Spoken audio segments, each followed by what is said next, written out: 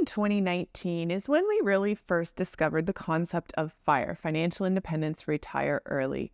And at first, when we started thinking about it, we had this date of 2028 in our head. And we're like, well, how are we going to get there? How do we achieve financial independence? The first thing we needed to do was start tracking our numbers and our net worth, because that was the way we were going to be able to see if we were on track. A lot of people tell us net worth doesn't mean anything, but today we're going to show you how it really does reflect how your financial picture is overall. Yes, so what we are planning to do today is go over the last 5 years since we start tracking our journey to financial independence. You will be able to see the changes that happen not only in our life, but in our financial situation. As a result, I recently retired early back in December I'm gonna link a video somewhere where you can see my journey and you can understand the reasons behind.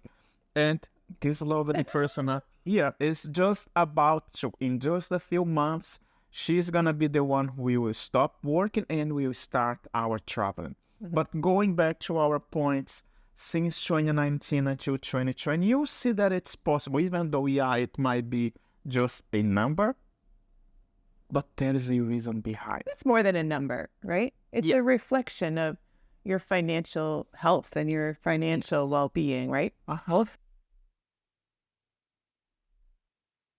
So if we go way back to 2019, it was a year after Jayan and I met. And this is when we really when he really introduced this concept of financial independence to me.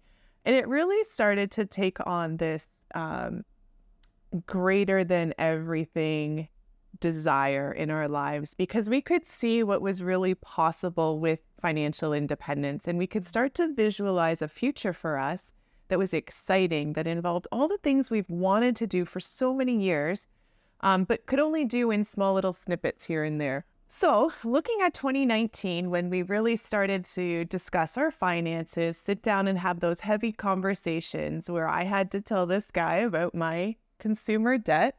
He had a little bit, but not quite as much as mine. Those in 2019 is when we kind of laid the foundation for our financial independence journey. And by doing so, we needed to really start paying off that high interest debt. We needed to track where our money was going. We needed to take note of where we were spending and could cut back, things like that. Yeah, we also met a financial advisor who thought that would be like a perfect couple for them to be his clients, and he showed us that beautiful Monte Carlo simulation, and he said after, I don't know, like 5 or 10 years, no, maybe 10 years. I think it was by 65. Yeah, so you're gonna be receiving $17 million. And I look at Christine after the meeting and I said, I don't think that we need $17 million. And we don't want to wait till 65. No, exactly. But we end up the meeting and signing up for life insurance, disability insurance, critical illness. It was around $3,500 per year. And on top of that, we have to get the investment advice that he provided us with an MER of around 2.5%.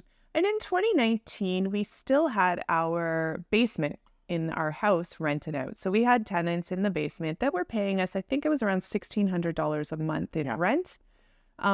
We can just say that they weren't the best tenants and we weren't having a great experience with them. However, it was bringing in a little bit of money. So in 2019, we had started our financial picture. Yes. We didn't calculate the net worth. No. Yeah, that's what I was going to say. I didn't even know what was our net worth for December of 2019. Yeah, we were learning. 2020 really brought around some really large changes for not only us in our personal life, but also in our financial life. So 2020 is when when COVID hit. I'm sure we all remember that. And that really kind of disrupted one major plan in our life, which was our wedding. So rather than go to Mexico in October of 2020, we had a beautiful wedding with 11 of our closest people in our backyard. Yes. We also, at this time in 2020, throughout 2020, we were able to pay the $60,000 that we had in consumer debt, which helped us, to start. I mean, even though we had started before, but not having that, it was a good thing. Yeah. So in 2020, we had 3 main liabilities in our life. We had our home here in Toronto. We, in 2019, had purchased a condo in Brazil because that's what you do when you go on vacation. You buy a condo. And we had a vehicle that Jean was paying off. Yes, that's when in 2020 we decided to say, you know what, goodbye financial advisor. I believe that we can do ourselves, and we decided to become DIY investors. Other big things that happened were our tenants finally, we were able to get them out in the fall of 2020, and it was going to take a little bit to renovate the apartment due to some of the issues that were left behind. As well, we started quite a number of side hustles to start bringing in a little bit of extra income now that the rent had disappeared. Furniture flipping for me. Jean started working a second job. What else did we do? Swing trade. Oh, and swing trades, yes. Some which worked out really well. And Yes, wait until 2021 and you're going to understand why. On top of that, we thought, why don't we start sharing our journey to financial independence? We created a website, which is firego.com. And funny enough, as we are in Canada, we don't have a lot of resources in Canada compared to other countries, especially in the United States. But our small community here in Canada, we were interviewed in 2020 by Explore FI Canada in December of 2020. And all of those links that we're referring to, they are going to show in your screen if you wanted to go and take a look and listen to what we did say back in 2020. Yeah. And at the very end of 2020, well, during the year, that's when we started investing ourselves in our own margin account, investing the equity in our home for the Smith maneuver. And as of December 2020, our net worth stood at $667,732. Yes. Moving to 2021, we started the year really nice because we created the channel. So it's been 3 years, oh my God, since we created the Farigo, which is the channel that we are so grateful. Into our fourth now. Yeah, into our fourth. So we are grateful that you are watching us today. Yeah. Biggest thing we did, and probably one of the most important things, not only financially, but in our lives that we did, was move downstairs into our 1-bedroom unit in the basement. There's 2 of us. We didn't need 3 bedrooms upstairs. We only ever lived in the living room, in our bedroom, in the kitchen. So that's exactly what's down here. We moved down and we began the process of getting rid of stuff. Yes. The background that you see behind us, it's usually the same because we don't have a lot of space. But this is changing because all of those changes that we have decided to have in our lives, we are going to be able to start traveling even more. And instead of having this beautiful background. Yeah. You're going to have Spain soon. Yes, there we go. So what else happened in 2020? Well, due to COVID, I think a lot of us... 2021. 2021. Yeah. Due to COVID, I think a lot of us had the same experience. We couldn't go anywhere. So we were really able to amplify our saving. And by that, we also amplified our investing. Yeah. We really learned how to live on one income, which was mine. And then everything that we were bringing in, both side hustle-wise and Jean's income, we started to invest. And we invested heavily in 2021. Plus YouTube. And then we thought, maybe we're going to have... YouTube didn't pay anything. So they did not get paid in 2021 by YouTube. Pretty sure we paid YouTube. How did we end up in December 2021? Yeah, we still had those same 3 liabilities. We have the house here, condo in Brazil, and the car. And the net worth ended 2021 with $862,558. And here we go for 2022 when COVID was out. COVID was over, but the market roller coaster began. Yeah, we thought that we were smart enough, and then we thought, why don't we get more money? Why don't we invest even more? You're going to see the results to why we shouldn't do that. Well, that was the swing trade debacle that Jean was talking about. Yeah. So we continued to invest. We watched our investments go down, like many of you did as well. We tried not to stress out. We finally got over the trauma of our previous tenants that we had down here, and we decided that 2022 was the year that we were going to rent upstairs, which was honestly the best decision we made. Our tenant is phenomenal. It's a rather different situation. If anybody wants to hear about it, let us know. We can do a video about it. However, that was bringing in $2,400 a month now in extra income. Yeah, since 2019, when we bought the condo in Brazil, we have been paying like the monthly installments until in 2022, we decided to be mortgage free in Brazil. So we paid our condo in Brazil, which was great. So from 3 liabilities in 2022, we only had 2 liabilities. Yep. And then in September of 2022 is when we had to make the very difficult decision for mostly my mental health, but also Jean's, to take a loss and take a rather huge loss on one of our swing trade positions that we thought we were so smart in trying to pull off at the beginning of the year. So we took a loss. I think Jean's going to link that video, but it was over $100,000 loss, which meant that at the end of the year, due to all of our hard work and constant contributions to our investments, our net worth ended at $892,068. Yeah. So just like $30,000 more than the previous year, but that was really due to that huge loss we took. Yeah. That's, you know, C'est la vie. c'est la vie. You That's learn, what right? happen. You learn as you go, and we are so happy with the change. To be honest with you, a few days ago, and we look back at the same investment that we had a loss, and she said, oh, we should have kept that investment because now the prices have gone up. And I said, no. We made the right choice. We've made the right choice and now have done it everything again. Yeah. I mean, not losing the money, but it was the right decision at that time too. So now we're here to 2023. We made a decision, or one of our goals at the beginning of 2023 was try to hit $1.3 million in net worth by the end of the year. Remember, we finished 2022 at $892,000. Yeah. So did we make $1.3 million? You have to wait until the end of this video, because before getting to December 2023, what did we do? We kept living below our means. We were still living on the same place. We also were able to get rid of another liability, which was the car finance that I had. So no more car finance. And we were happy in having only one liability, which is the house that we live here. And we made a huge decision in 2023, and that was that as of March 31st, 2024, we would both be finished working.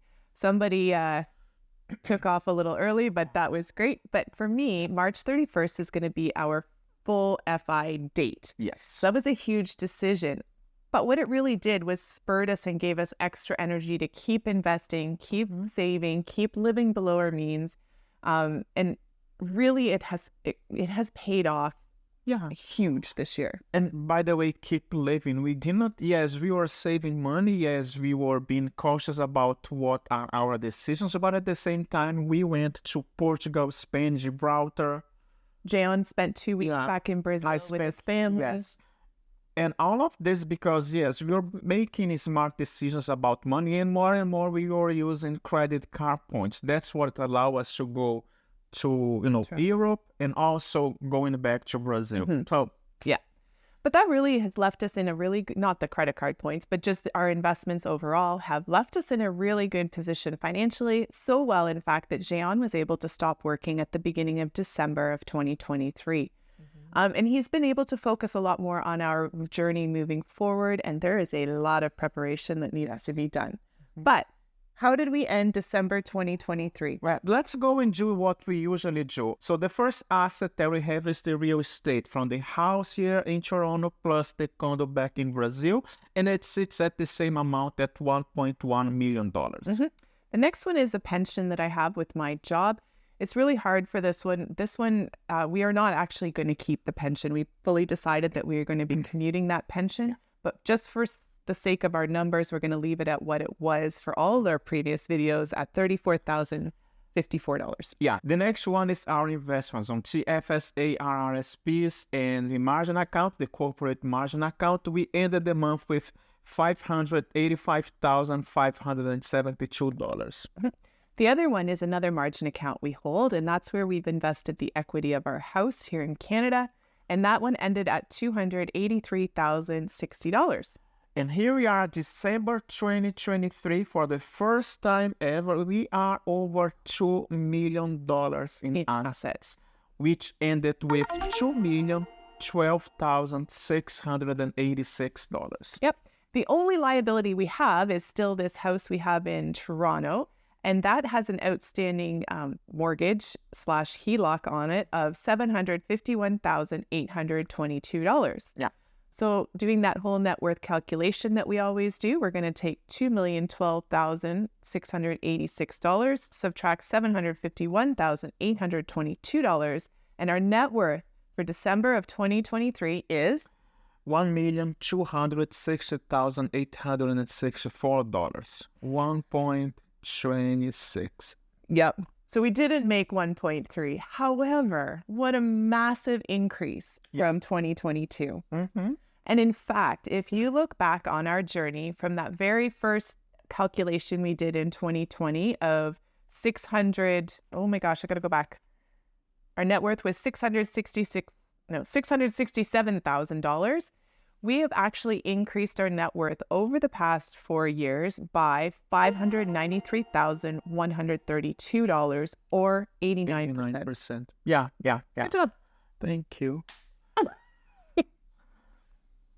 A lot of hard work.